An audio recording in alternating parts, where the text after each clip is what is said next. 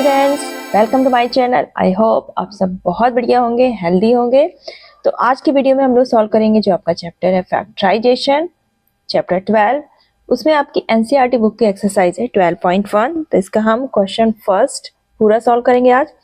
इसमें दिया है आपका find the common factors of the given term. तो आपका दिए है फर्स्ट वाले में 12x एंड 36। तो यहाँ पर हम पहले इसके क्या करेंगे, फैक्टर्स निकालेंगे और फिर देखेंगे हमारा इन दोनों में कॉमन क्या है। तो अगर हम 12x के फैक्टर करते हैं तो हम क्या करेंगे, 12 के फैक्टर करेंगे, यानी कि 2 2 2 ज़ा 4 4 3 ज़ा 12 और ये क्या हो गया हमारा x। ठीक, x भी हमारा मल्टीप्लाई में।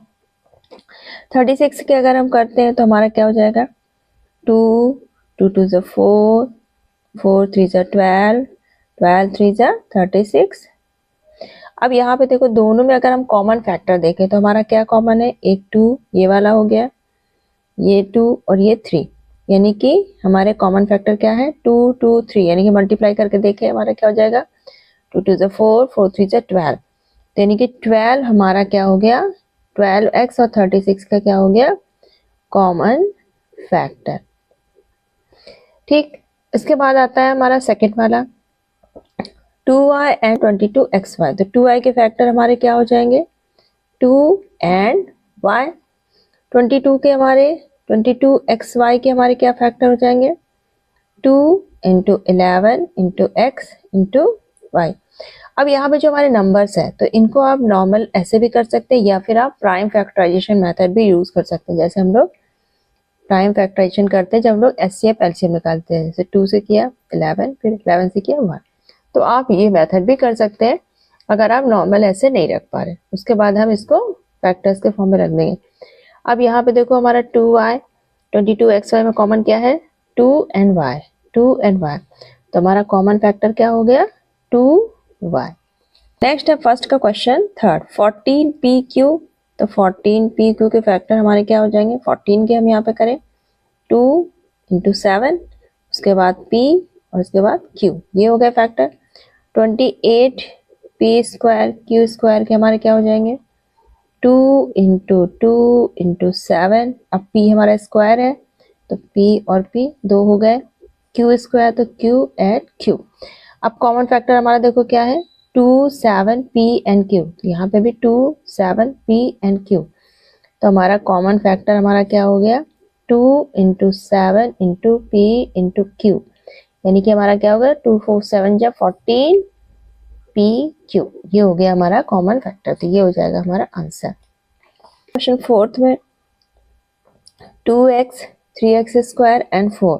तो देखो 2x के फैक्टर हमारे क्या हो गए 2 एंड x, 3x स्क्वायर के हमारे क्या हो जाएंगे 3x इंटू x, 4 के हमारे क्या हो जाएंगे 2 एंड 2। तो यहाँ पर देखो कॉमन फैक्टर हमारा यहाँ पर इन दोनों में अगर देखा जाए तो x कॉमन है, 4 है यहाँ पे तो कोई भी कॉमन है। तो यहाँ पे हम अगर हम सभी में 1 कर दें, 1 से मल्टीप्लाई कर दें, फैक्टर ले सकते हैं, तो हमारा कॉमन फैक्टर यहाँ पे क्या हो जाएगा 1। ठीक, तो हमारा आंसर क्या होगा 1, क्योंकि यहाँ पे कोई भी और फैक्टर कॉमन नहीं दिख रहा। फिफ्थ वाले में दिया 6abc। तो 6abc में क्या हो जाएगा हमारा 2 into 3 into a into b into c, ये हो गया इसके फैक्टर। उसके बाद आता है 24ab स्क्वायर।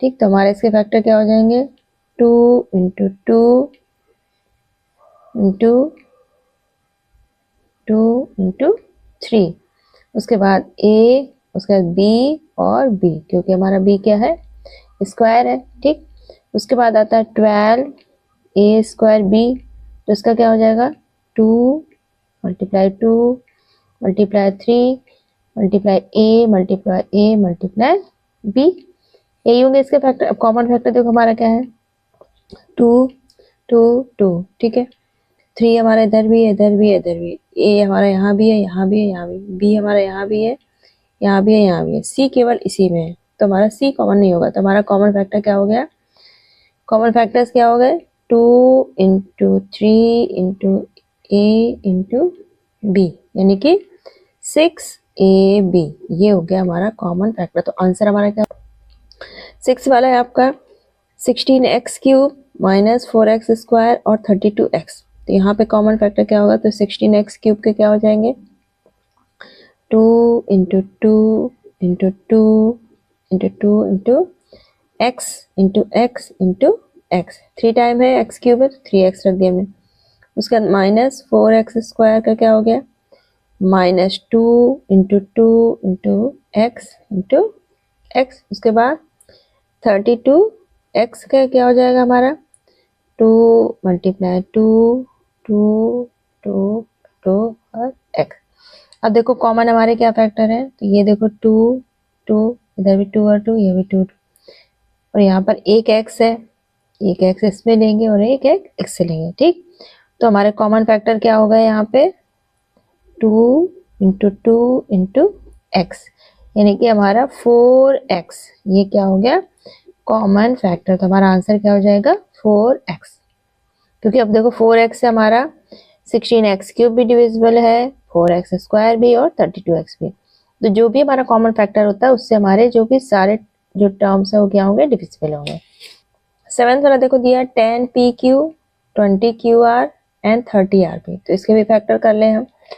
तो 10pq के फैक्टर क्या हो जाएंगे, 2 into 5 into p into q।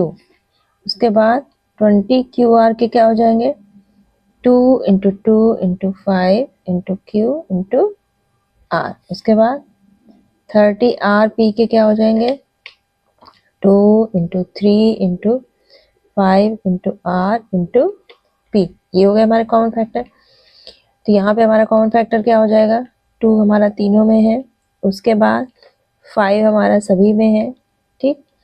p हमारा इधर है, इधर नहीं है, इधर नहीं है, r भी। तो हमारा कॉमन फैक्टर सिर्फ क्या होगा 2 and 5 यानी कि 10। तो ये हो गया हमारा आंसर। लास्ट है इसका 3x² y³, 10x³ y², 6x² y² z। तो यहाँ पे देखो 3x² y³ के कॉमन फैक्टर क्या हो गए, 3 into x into x into y into y। फिर उसके बाद 10x³ y² के क्या हो गए, 10 के हो गए 2 इंटू 5, x³ है तो हम इसको 3 टाइम लिख देंगे मल्टीप्लाई करके, y² तो 2 टाइम मल्टीप्लाई करके। उसके बाद हमारा है 6x² y² z, 6 के हो गए 2 इंटू 3, x² तो x मल्टीप्लाई x, y² के y इंटू y और z। अब तीनों में देखो कॉमन फैक्टर हमारा क्या है, 3, यहाँ पे 3 नहीं है, यहाँ पर है 2, इधर है तो ये नहीं होगा, x² xx xx xx ये हो गया, यानी कि x² हमारा कॉमन हो गया। y यहाँ पे 3y है, यहाँ पे 2y, यहाँ पे भी 2y, तो 2y हमारे क्या है कॉमन। तो x² और y² ये हमारा क्या हो गया इसमें कॉमन फैक्टर। तो ये हो गया हमारा आंसर। तो आई होप ये वीडियो आपके लिए फ्रूटफुल रहा होगा। तो आज की वीडियो में हमने क्वेश्चन 2 सॉल्व किए। नेक्स्ट वीडियो में हम लोग क्वेश्चन 2 इसको सॉल्व करेंगे। तो अगर आप क्लास 8 में हैं तो चैनल को ज्वाइन कर सकते हैं, क्योंकि यहाँ पे आपको रेगुलर आपको जो CBSE बोर्ड की NCERT बुक है उसके सोल्यूशन मिलते रहते हैं। फाइनल एग्जाम्स होने वाले होंगे, उससे पहले आपको यहाँ पर सैम्पल पेपर और प्रीवियस ईयर के क्वेश्चन पेपर के सॉल्यूशंस मिल जाएंगे। चलिए फिर मिलते हैं नेक्स्ट वीडियो में, तब तक अपना ख्याल रखिएगा। Bye bye.